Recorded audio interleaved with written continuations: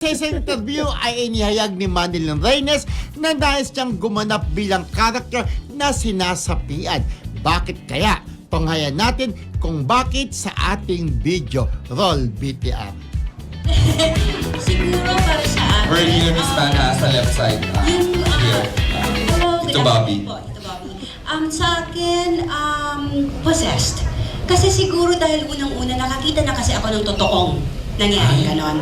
Opo, pero mapapatunayan mo rin na yung faith talaga at love sa family ang makakatalo talaga ron. Thanks. Opo, kasi Ayan, kasi po si Manilyn merong horror film na kasali sa MMFF 2025. Ngayon doon sa isang episode siya, horror, kasama niya doon si Richard Gutierrez. Pero ito na, alam mo, friendship, nagkasama sila ni Richard doon sa isang pelikula.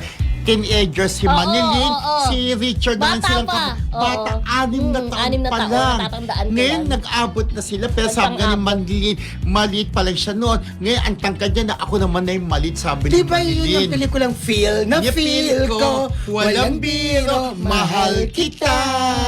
Ang likit ng kambal nun. Kambal, kasama si Jano Gibbs. Yung, kasi dati talagang ang mga pelikula din ni Manilyn, kumikita, di ba? Yes. Sila ni Rene Requesas, Michael and Madonna. At ito, Diba? tanggapin po natin na si Manilyn Reynes at saka si Janice de Belen po ang reyna talaga ng Shake, Rattle and Correct. Roll. Hindi. Kasi Totoo. yung unang Shake, Rattle and Roll, ay di wala si Janice. Si Una Janice, nandun si Janice, wala si Manilyn. hindi. Sa pangalawa si Janice. Ano ka ba? Yung unang Shake, Rattle and Roll, Frigidaire, si Janice Frigidaire. yun. Hindi. Kung nandun siya sa Frigidaire, nandun din siya sa part 2. Si Herbert Bautista, di ba, nandun din Oh, sa sa unang-una. one. Dun sa ano Sa naman, two. Mana ng Gal. Yung sexy star dati, Oh, hinampasan- Irma Alegre. Alegre. Di ba hinampasampas nung yung pagkamahal na araw, yung gano'n-gano'n. Wala si Manilyn sa one. Si So, kasama Manilyn, si Manilyn dyan. si Manilyn dun sa Aswang, ang ganda, nakakatakot sila ni Ana Roses, nakakatakot yung episode nila, Aswang. At saka kay Undin.